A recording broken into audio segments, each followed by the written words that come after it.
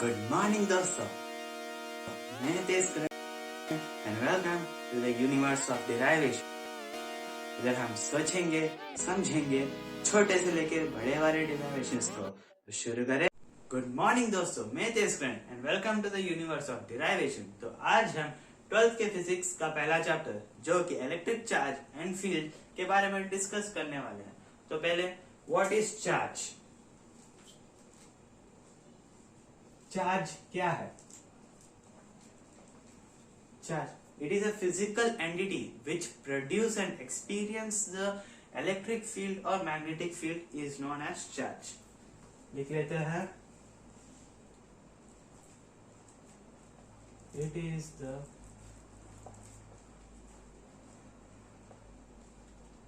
physical entity which produce and experience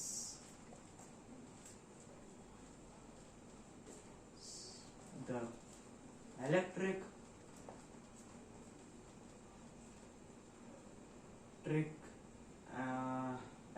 and magnetic field.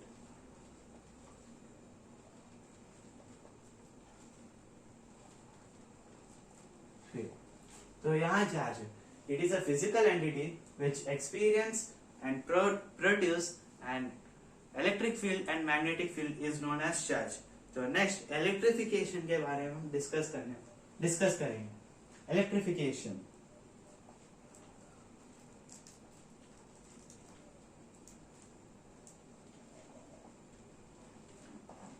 तो electrification, it is a process of charging the body is known as electrification. मतलब किसी एक neutral body को charge provide करने के process को हम इलेक्ट्रिफिकेशन कहते हैं.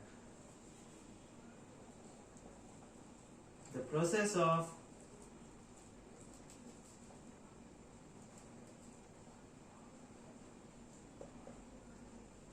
Charging the body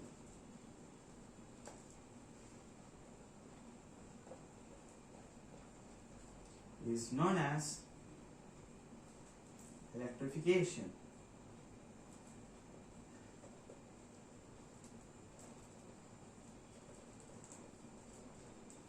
So next है polarity. What is polarity? Polarity का नाम सुनते ही हमको क्या पता चलता है? It is a process that differentiate between the two charges is called polarity. Or it is a property which differentiate between the two charges. Polarity.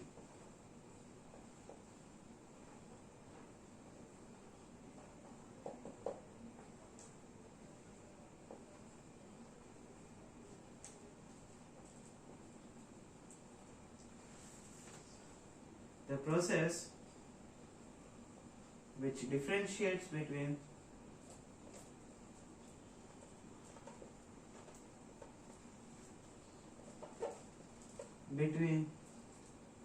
two charges.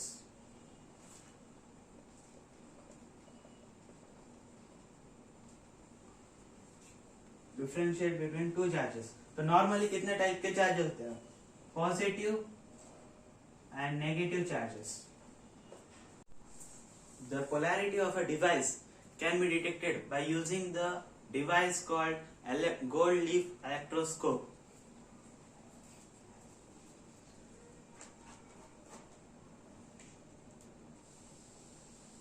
Polarity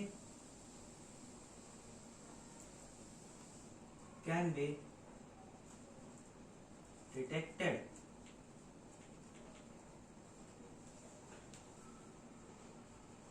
by the device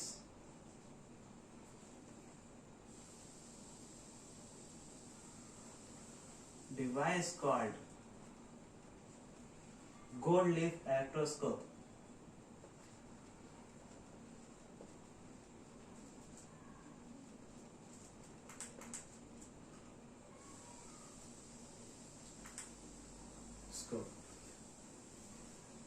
The proper polarity can be detected by the device called gold leaf electroscope. तो देखो वापस देखना, what is polarity? the process which differentiate between the charges. What is those two charges, positive or negative charges? इधर भी लिख लो. There are two types of charges. तो charges को हम Q से डिनोट करते हैं, क्योंकि it's denoted by Q. Place नहीं होता. Positive and negative charges. Okay, next. तो अगला है हमारा प्रॉपर्टीज ऑफ चार्जेस.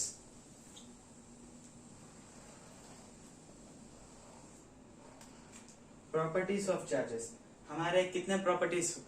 तो ये देखो, ये चार्ज, व्हाट इज चार्ज, ये आ जाता है 1 मार्क्स का, और ये भी 1 मार्क का है, ये 1 मार्क. ये आ जाता है FIB में आता है, और ये 1 मार्क क्वेश्चंस ये FIB में, और ये MCQs में आ जाता है. What is the process? What is the device by which the polarity can be detected? Options. तो हमको टिक करना है गोल्ड लीफ इलेक्ट्रोस्कोप. तो next, what is properties of charges? Properties of charges.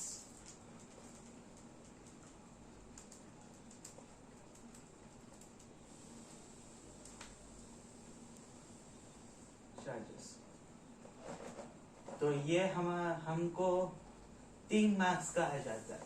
Okay, पहला प्रॉपर्टी क्या है? चार्ज इज क्वांटाइज्ड या charge is conserved. Okay, charge is conserved. हमको ये चार्ज इज कंजर्व्ड सुन के हमको क्या लगता है? चार्ज कंजर्व हो रहा है, मतलब वो कंजर्व कर रहे हैं हम. इसका डेफिनेशन और डिराइवेशन ऐसे भी लिख सकते हैं. Charge can neither be created nor be destroyed, but it can transfer from one body to another. लिख लो, charge can neither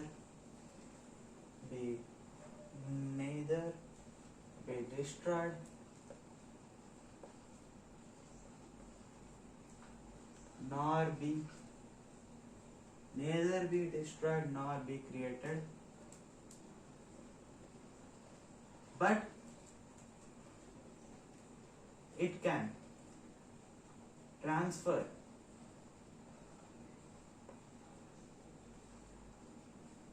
from one body to another body, from one body to another body.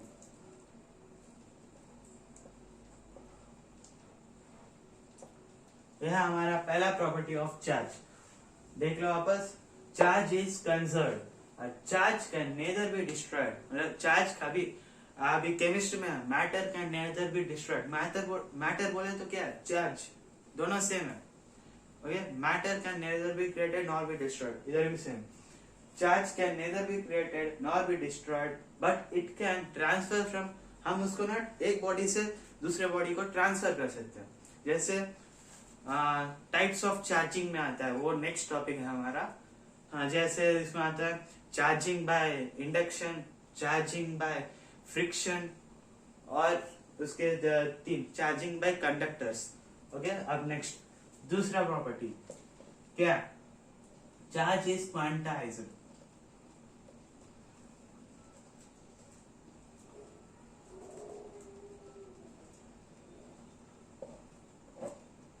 Charge is quantized बोले तो always, charge is always transfer in the form of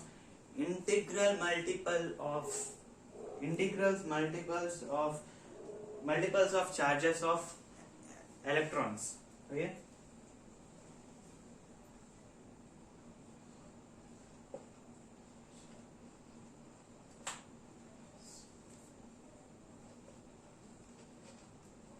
transfer in the form of integral multiples of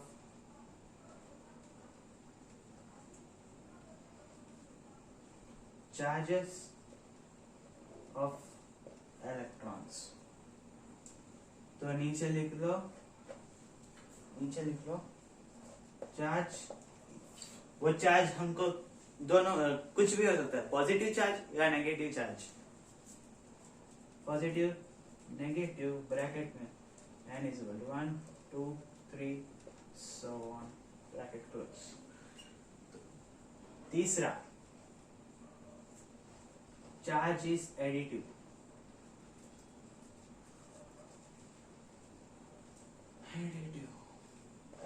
तो अभी इस properties of charges में ये 3 marks का आता है, तो हम 3 मार्क्स बस 3 पॉइंट्स लिखे तो 3 मार्क्स आ जाते हैं।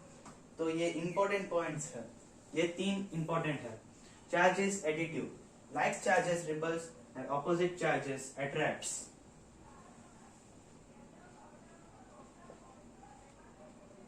Like charges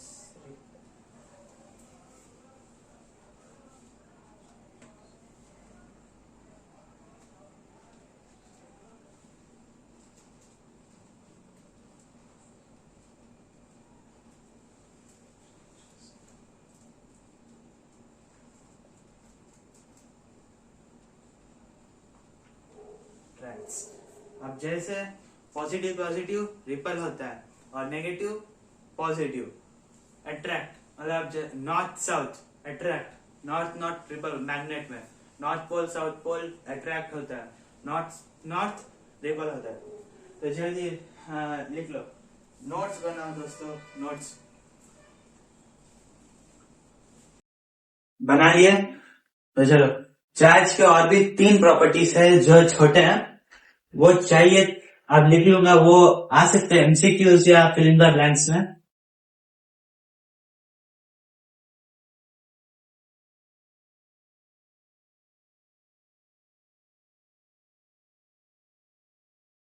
पॉज करके लिखो, हमको उतना टाइम नहीं रहता। नेक्स्ट, अब देखो प्रॉपर्टीज ऑफ चार्जेस के और 3 प्रॉपर्टीज है जो कि चार्ज कौन सा क्वांटिटी है, वेक्टर या scalar. Charge is scalar quantity.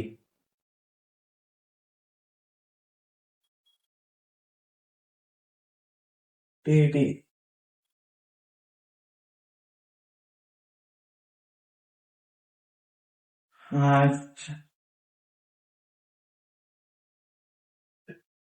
Charge is invariant. देखो, charge is scalar quantity, charge is invariant और charge always resist on the surface of the conductor.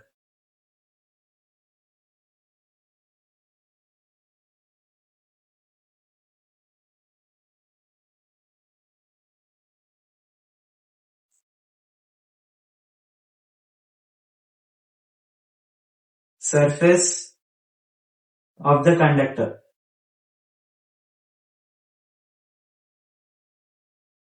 डक्टर हो गया। लिख लो साइड में, एमसीक्यूज के ब्रैकेट में लिख लो या 1 मार्क क्वेश्चंस।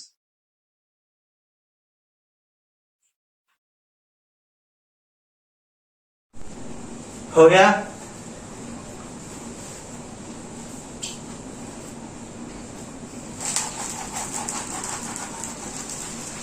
तो अब हम डिस्कस डिराइव करने जा रहे हैं।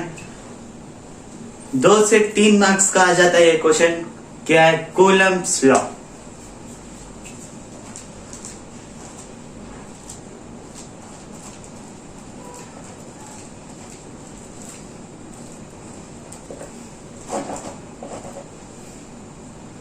To to 3 marks।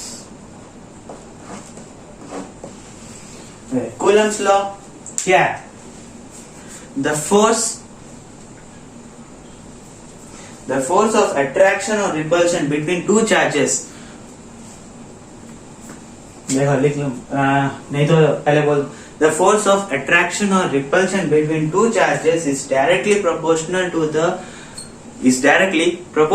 the product of magnitude of two charges and inversely proportional to the square of the distance between them. देखो डायग्राम से हम अंडरस्टैंड करते हैं. ओके, समझ लो ये दो चार्जेस हैं. ओके, Q1 Q2 कनेक्टेड और इनके डिस्टेंस बिटवीन देम रिप्रेजेंट करते हैं R. हमको अभी फोर्स फाइंड आउट करना है इनके बीच का. इन दोनों चार्ज के बीच के फोर्स को फाइंड आउट करना है. कैसे? वो करेगा कूलम्ब्स लॉ. ओके, हम लिख लेते हैं आगे.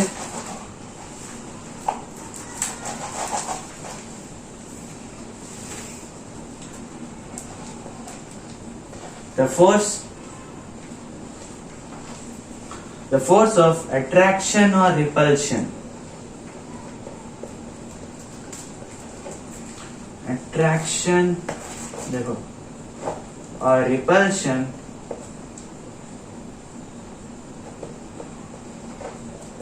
is directly of two charges.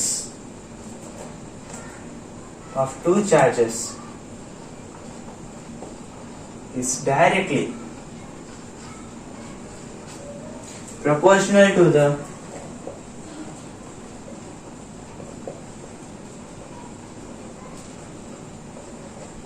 product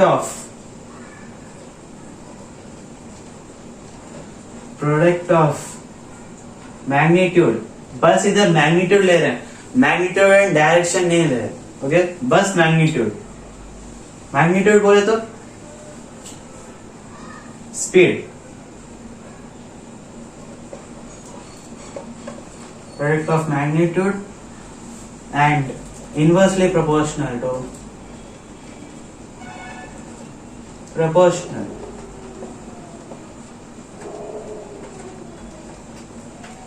to square of the distance between them. Square of the distance between them. वही तो बोला.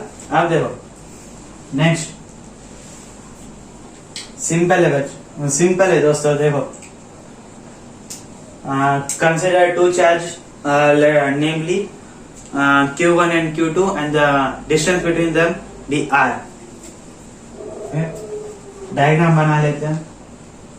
Same diagram Q1 Q2 distance क्या होगा R. तो क्या दिया है देखो. फोर्स ऑफ अट्रैक्शन और रिपल्शन. क्यों हमको नहीं पता ये कौन सा फोर्स दे रहा है. अट्रैक्शन की रिपल्शन दोनों कंसिडर कर दो. अट्रैक्शन और repulsion of two charges is directly proportional to the product of magnitude. मतलब देखो force directly proportional to the product of two charges, magnitude of two charges. हुआ. इसे इक्वेशन ए ले लेते हैं. दूसरा इनवर्सली प्रोपोर्शनल दिया है. फोर्स इज इनवर्सली प्रोपोर्शनल तो कैसे लिखेंगे? 1/r स्क्वायर, क्योंकि square of the distance between them r square. इसे b. अब इन दोनों ये दो इक्वेशन को एक फॉर्म में लाने की ट्राई करो. एक फॉर्म में कैसे लाते हैं लिखने की कोशिश करो. Force is directly proportional to Q1 Q2 into 1 Q1 Q2 by r square. अब प्रोपोर्शनैलिटी निकालो. क्या होगा? K. What is K? अभी ये K क्या? K proportionality constant called. K का भी कुछ वैल्यू होता है ना. Proportionality constant called dielectric constant, side में इधर ही लिख लो, K is proportionality constant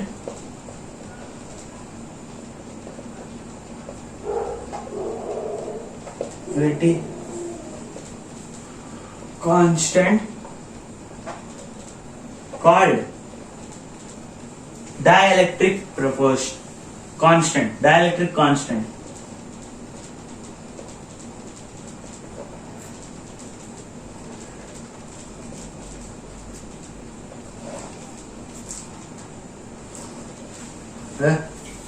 अब नेक्स्ट, अभी एक K के बारे में, K इज डाइलेक्ट्रिक प्रोपोर्शनल ना कांस्टेंट, तो अभी ये K क्या है, K is equal to 1/4 pi epsilon naught. अभी एप्सिलॉन नॉट इसका वैल्यू क्या होगा, 9 इंटू 10⁻⁹, जो कि 1/4 पाई एप्सिलॉन नॉट का वैल्यू है। और इधर E नॉट क्या है, permittivity of free space,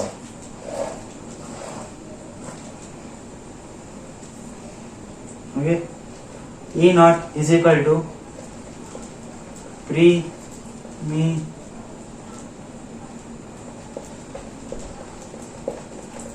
of free space,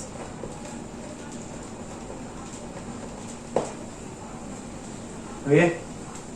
इसका वैल्यू क्या आएगा, E नॉट इज इक्वल, ये कांस्टेंट है, कांस्टेंट वैल्यू याद रखना पड़ेगा, 8.85 to 10⁻⁻12, इसका भी 9 इंटू 10⁻⁹।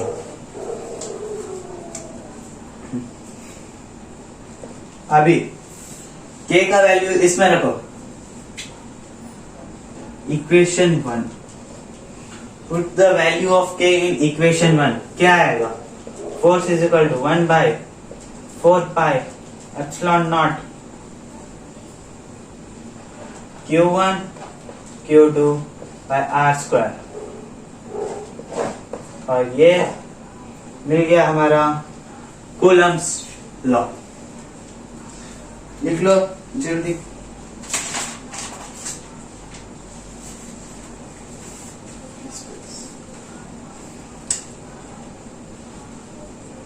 पॉज करके लिखो। अगर देखो, अगर कूलम लॉ के साथ दूसरा क्वेश्चन भी आएगा, इसे represent the vector form of coulomb, अगर वो 1 मार्क का आ जाएगा, अगर वो वेक्टर फॉर्म 1 मार्क का आया तो ये 3 मार्क्स का आएगा, अगर वो 2 मार्क्स का आया तो ये भी 2 मार्क्स का आएगा। सिंपल, एक्स्ट्रा सब कुछ नहीं चाहिए, बस आप ये वैल्यूज, इसका वैल्यू और इसका वैल्यू याद रखो, ये न्यूमेरिकल्स में बहुत काम आने वाले हैं। इन दोनों के ऊपर बहुत सारे न्यूमेरिकल्स है, अभी वो अभी अगले वीडियो में देख लेंगे। पॉज करके लिखो जल्दी, पॉज कर लिया, हो गया, चलो।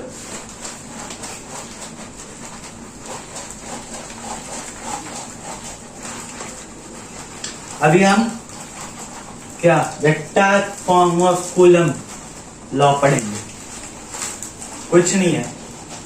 अभी जो हम कूलम लॉ पढ़े हैं उसको वेक्टर फॉर्म में कैसे रिप्रेजेंट करें, उसके बारे में ये सब कुछ है। बस छोटा सा डेरिवेशन है, 1 मार्क या 2 मार्क्स का, बस याद रख लो। देख लो क्या है जल्दी, okay. Vector form of coulomb,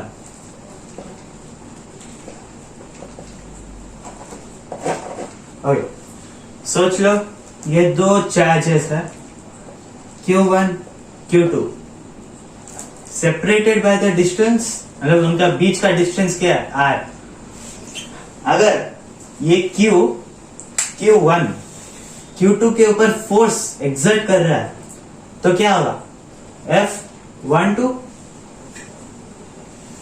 हाँ ना। अगर Q फोर्स Q2 के ऊपर फोर्स एक्सर्ट कर रहा है तो फोर्स क्या होगा इसका F12, और Q2 अगर Q1 के ऊपर फोर्स एक्सर्ट किया तो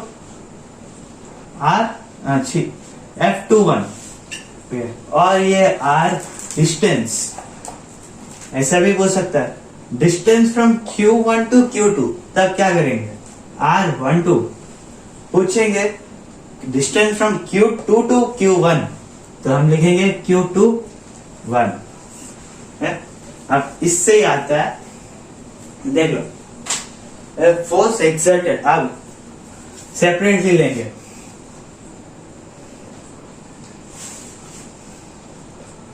फोर्स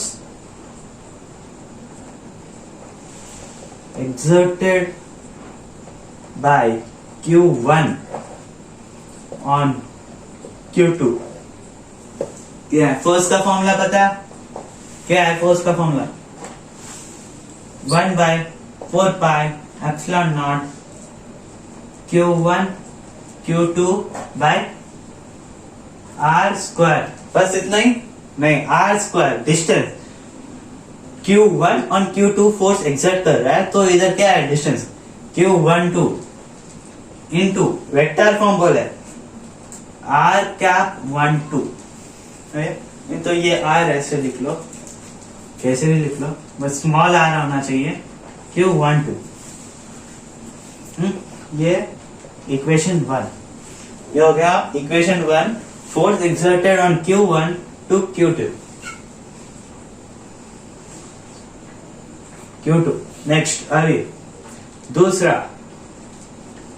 फोर्स, अभी क्या हुआ फोर्स एक्सर्टेड बाय Q1 और Q2, अब करेंगे Q2 to Q1,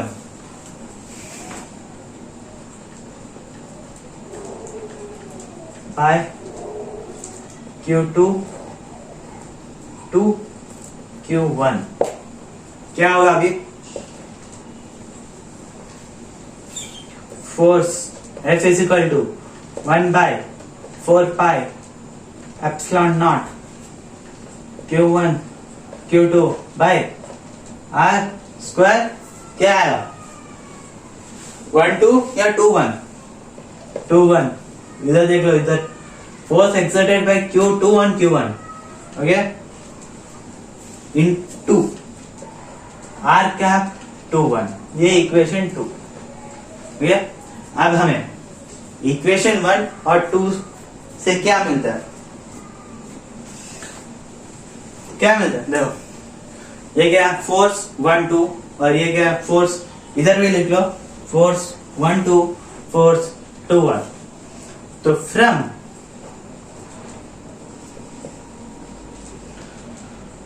equation 1 and 2 we get,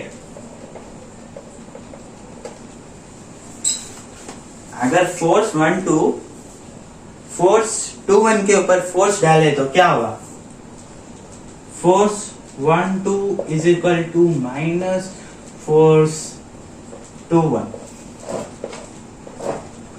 अब आप सोच रहे हो अरे ये माइनस कहां से टपक पड़ा भाई, देखो क्योंकि ये vector form of Coulomb Newton's third law obey करता है, मतलब it obeys Newton's third law, नीचे लिख लो negative sign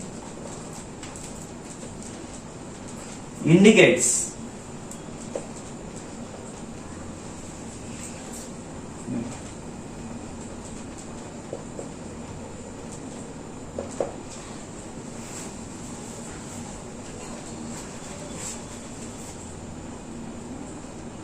shows that it obeys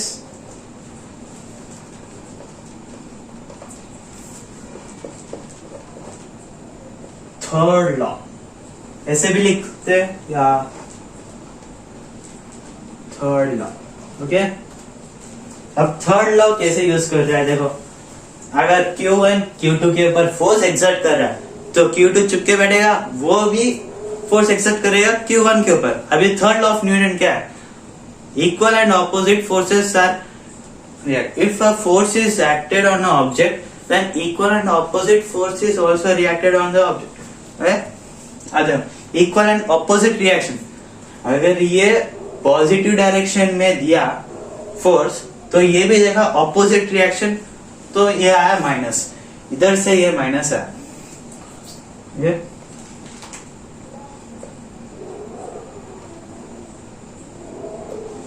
लिख लो। ये हमको इतना नहीं चाहिए,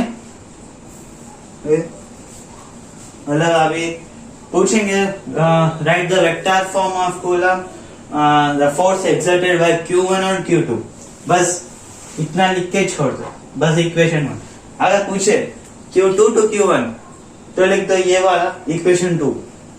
अगर पूछे डेराइव मतलब show that how it obeys the Newton's third law, तो इधर तक करना पड़ेगा भाई।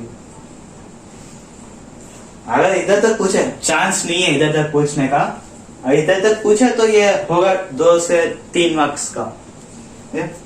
पॉज करके लिखो जल्दी, हो गया? चलो एरेज कर।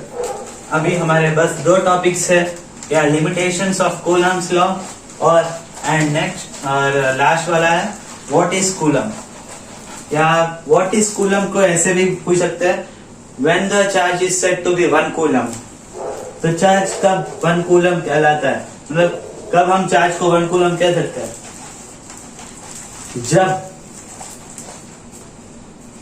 charge is said to be 1 coulomb if an identical charge is placed at a distance of 1 meter, distance of 1 meter, experience a force of 9 into 10 to the power of 9. हाँ बोलो, what is coulomb? Yeah, coulomb. Yeah, when the charge is said to be 1 coulomb. देखो, charge is said to be 1 coulomb, said to be 1 coulomb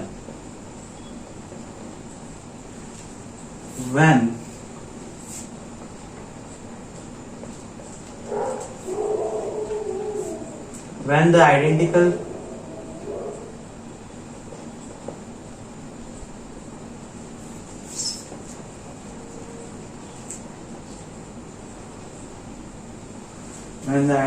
charges are placed at a distance of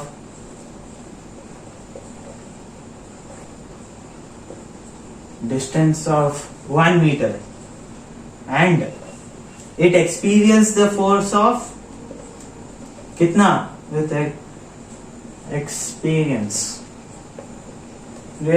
the force of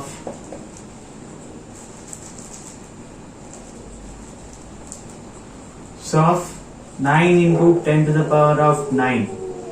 किसका value है? बोला था Coulomb's law के dielectric proportional, या आप ऐसे भी लिख दोगे, वैल्यू ऑफ नहीं चाहिए, डाइलेक्ट्रिक प्रोपोर्शनल बस। Charge is said to be 1 coulomb when the identical charges is placed at a distance of 1 meter and is experienced the force of 9 into 10 to the power of 9 to the 10 to the power of 9। देखो, force is equal to 1 by 4 pi epsilon naught Q1 Q2 by R square। Distance क्या है? 1। Charges identical charges, तो क्या हुआ? Is equal to 1 by 4 pi epsilon naught 1 by 1 identical charges 1। Force is equal to 1 by 4 pi epsilon naught का वैल्यू क्या है? 9 into 10 to the power of 9।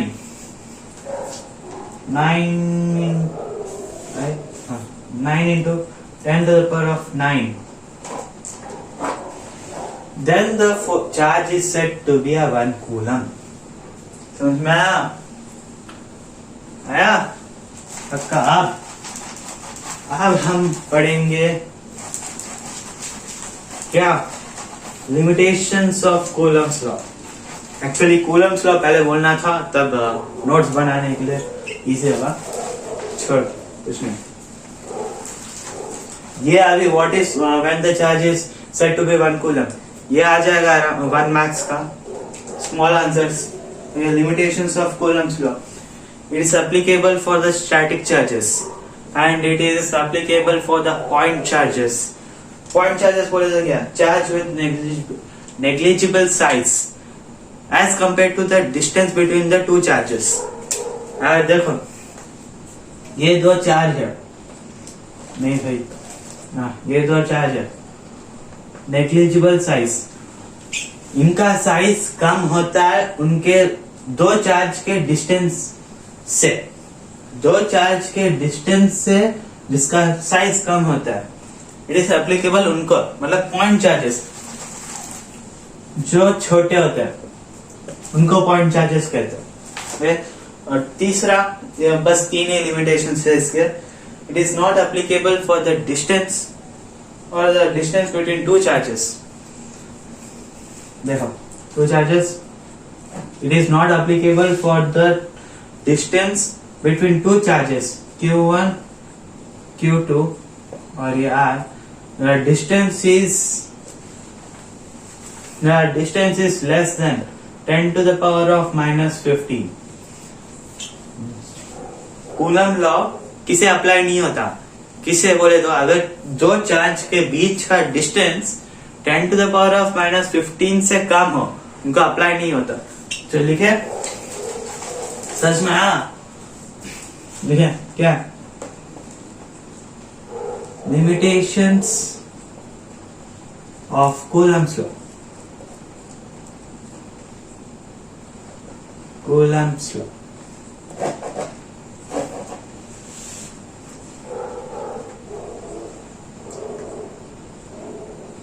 it is applicable for static charges. Static charges बोले तो पता है, the charge with the object with which rest is known as static charge. The charge is exerted by the rest by the object which is at rest. Static charge. Okay. It is applicable for the static charge. Next, it is applicable for the point charges. Point charges.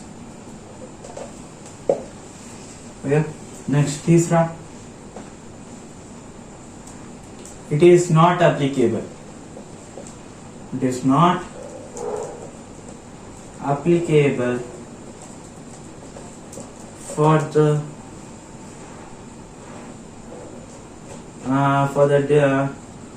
the charges. It is not applicable for the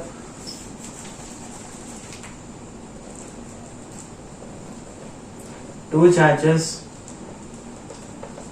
whose distance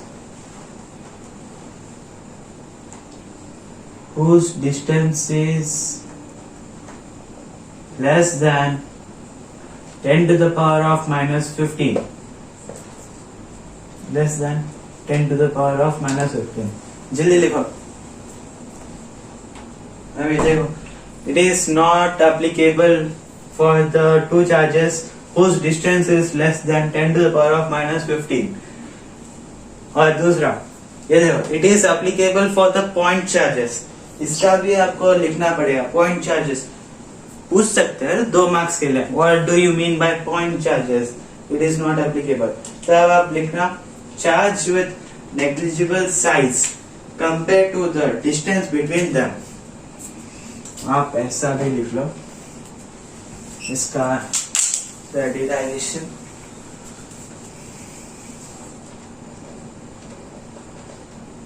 Charge with negligible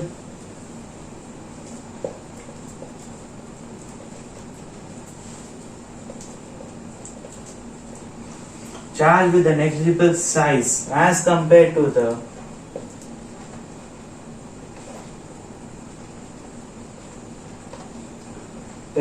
the distance between them.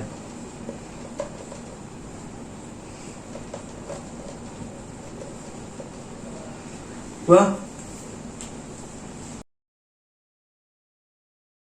वापस देख लो, it is applicable, ये आ जाएगा आराम से। ये देखो, ये 3 मार्क्स, 2 से 3 मार्क्स का आ जाता।